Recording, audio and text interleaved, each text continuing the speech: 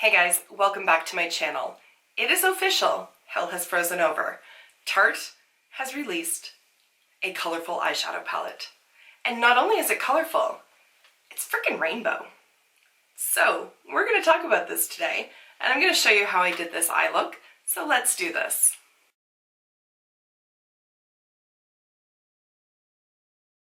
As you can see from the title of today's video, we're going to be talking about the Let It Rainbow collaboration that Tarte has released with Jessie Paege.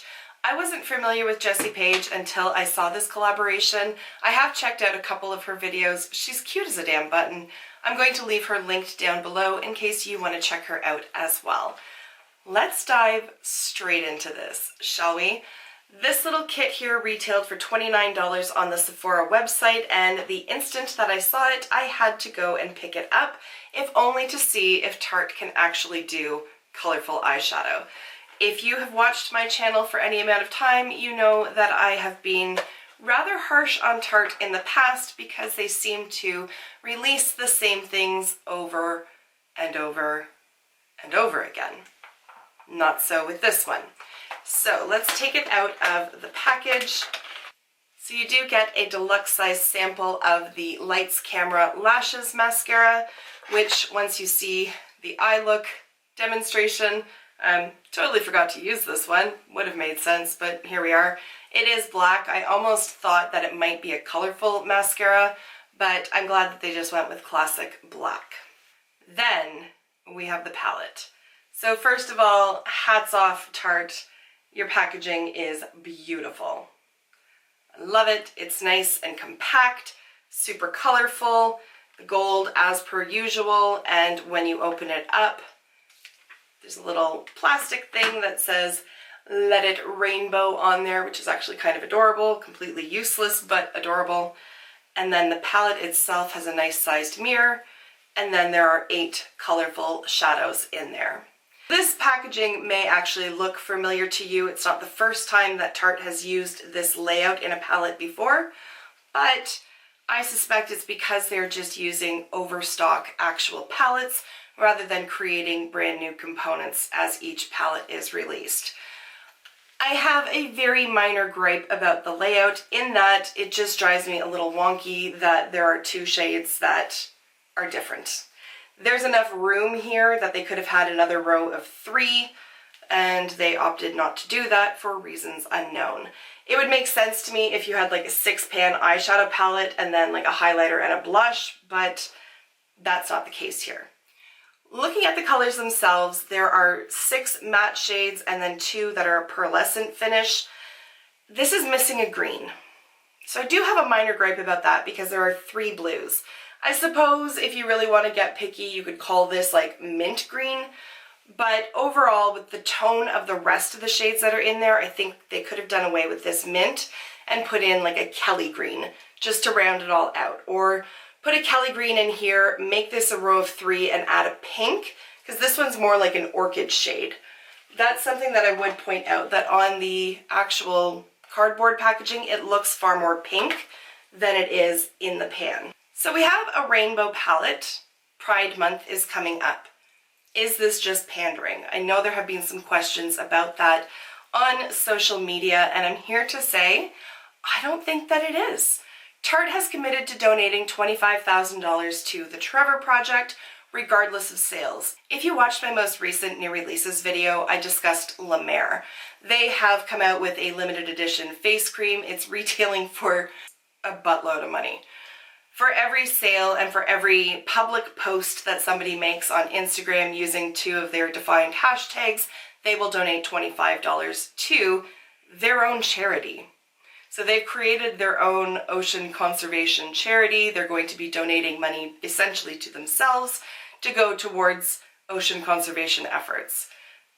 I find that very problematic in that it's not arm's length, and there's a lot of questions in my mind in terms of how much of that $25 donation is actually going to be going towards research, conservation efforts, whatever, and how much of it's going towards administrative costs and advertising and that kind of thing. So I find that to be questionable and problematic. So When I read that Tarte was going to be donating $25,000 to the Trevor Project, I immediately looked into what the Trevor Project is because I'm not familiar.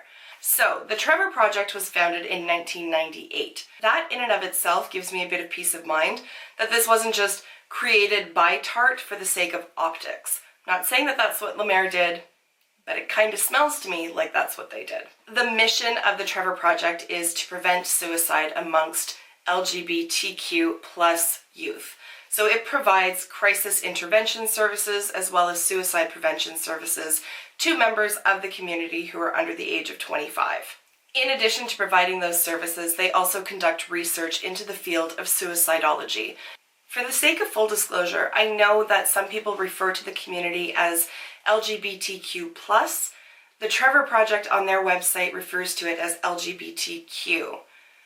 Unfortunately, I don't really know the difference. I'm ashamed to say that because I feel like I should, and it's something that I want to learn. So please, if you know what the plus signifies, please let me know down below just so that I can educate myself on that.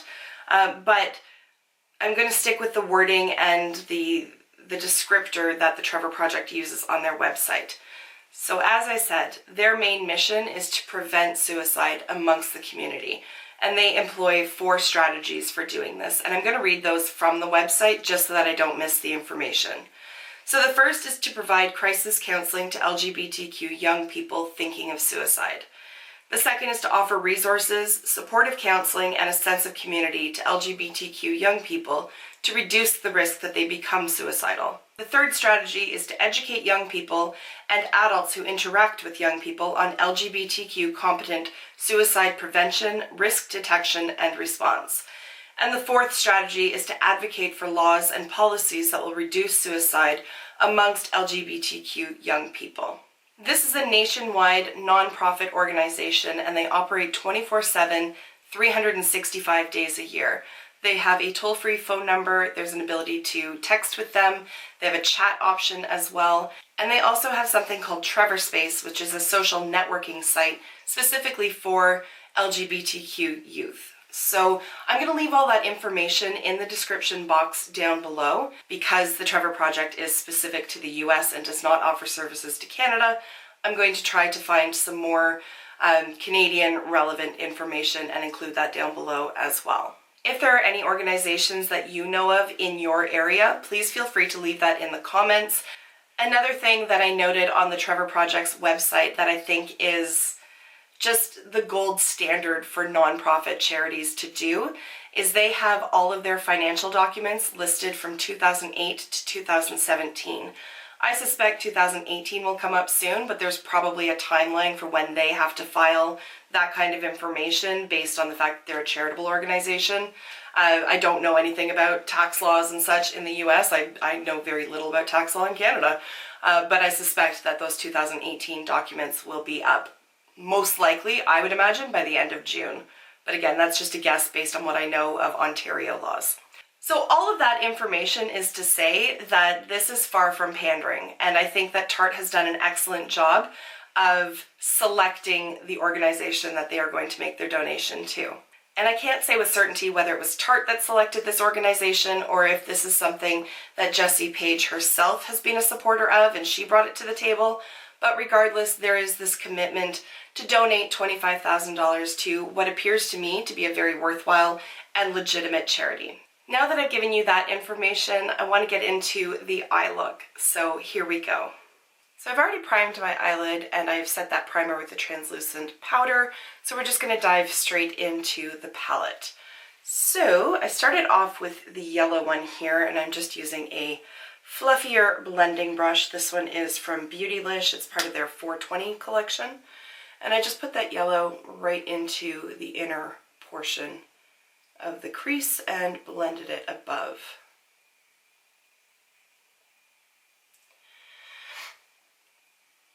I have to say I'm quite impressed with the yellow, to be honest. Like, it is very pigmented, it's blending very nicely, there's no patchiness going on there, and it's not a frustrating shade to work with at all. Sometimes yellows can be very powdery or they just sort of blend away into nothing. That's not the case here. Once that shade was down, then I went into the orange shade here, which is called All In, And I'm using a MAC 221 brush. And then I overlapped it with the yellow and blended it out over the center of the lid as well.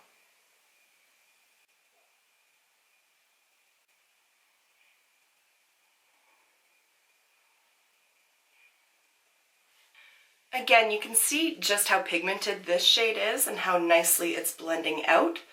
It's, again, not frustrating me to work with it at all. And even where those two shadows meet is blending as well. So far, I'm a happy girl. I'm going to pick up a clean 221, so it's the same brush, it's just a clean one. And I'm going to pick up the red shade here, which is called This Is It. And then blend over top of that orange and then out towards the tail of the eyebrow.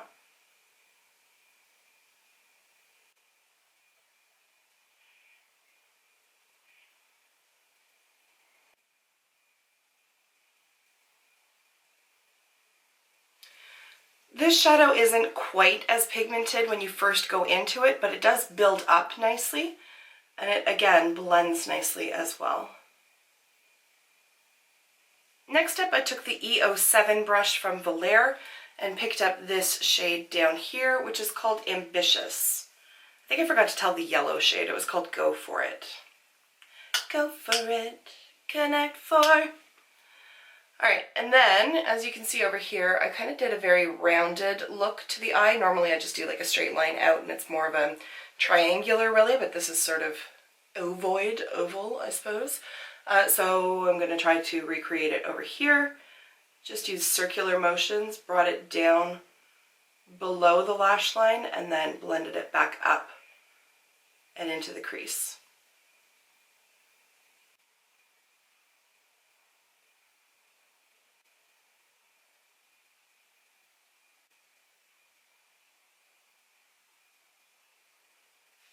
To blend all of that in, I'm going to take a clean brush here. This one is from Zoeva, and it is the crease brush, the number 228, and I'm just going to blend the edges and smooth out where that purple and the red meet.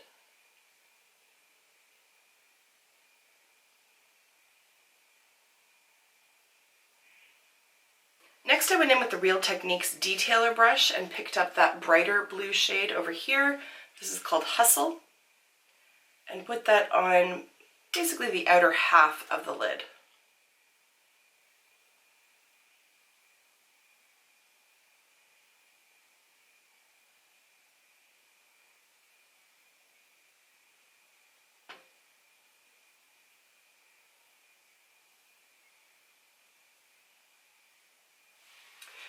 For now, I'm not too worried if that pigment is fully saturated because I am going to be adding more and blending. So just going to leave it as it is for now and move on to the center shade, which is the shade Happening, one of the two more shimmery shades that are in this palette right here. The brush I'm using is from Luxie. It's the 223 Short Shader Brush. To help that shadow be as impactful as possible, I did spray it with a setting spray. Doesn't matter which one you use, but this one happens to be from NYX and it's the Dewy Finish setting spray. And then I patted that over the center of the lid.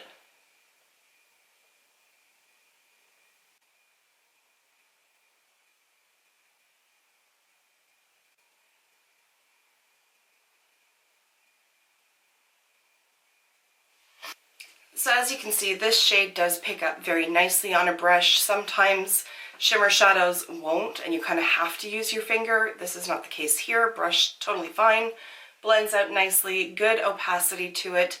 It's not what I would consider to be foiled, but it is definitely a little bit more than a satin finish. So there is a bit of reflection going on there, but nothing glittery and nothing particularly shiny about it. Overall, I think it's actually really pretty, and I do like the finish of it. So happy with this one. Now we move into the shadow though that did give me some problems, and that is this minty green shade over here, which is called You Can. You can work with it, but it's going to take a little bit of effort. So that's just the nature of it being a pastel shade. I've picked it up on a very precise flat shader brush. This one is from e.l.f. and it's actually called the concealer brush, but it's so little that I would be so frustrated using that for concealer. Anyways, I just put it over the very inner portion of my lid and worked that into where that shimmery shadow is.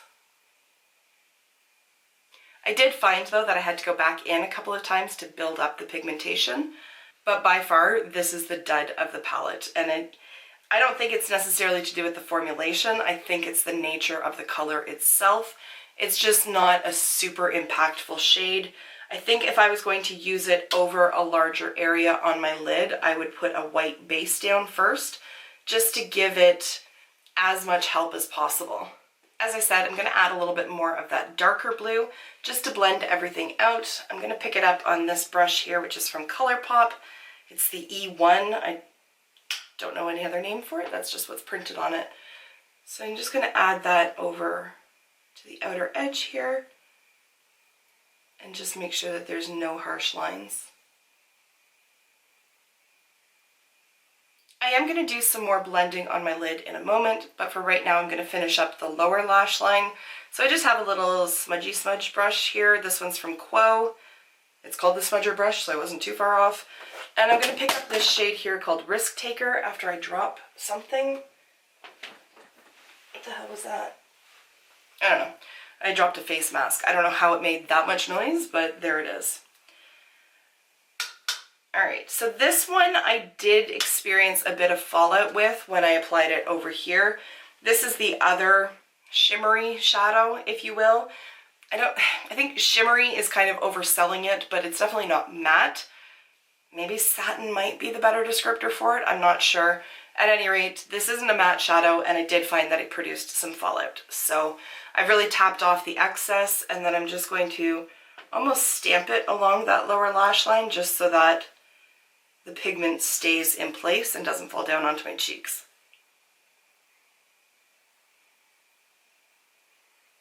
I will say that this purple does apply a lot lighter than it looks in the pan. I'm not particularly upset about that, but I did want to bring it to your attention in case you're really drawn to deep dark purples. This doesn't really translate as dark once it's applied. To buff that purple out, I'm going to go back with that Volaire brush, pick up more of the shade Ambitious, and just smoke out that lower lash line a little bit.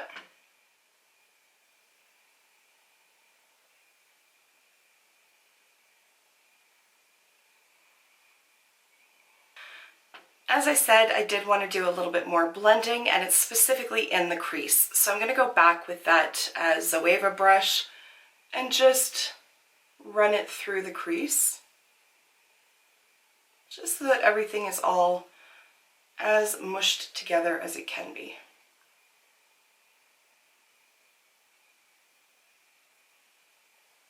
And that's it for the palette. So as you can see, I do have some glitter on the inner corner. What I used for that is a product from Star Crushed Minerals, and this is in the shade Tink Green. And to lock it into place, I used the glitter glue from Too Faced. I'm going to finish my eyeliner and mascara off camera, but what I used in the lower waterline is from ColourPop. This is one of their cream gel liners, and it's in the shade Prance. It's a nice periwinkle blue. To line my upper lash line, I used a liquid liner from Black Up. This is a navy blue shade.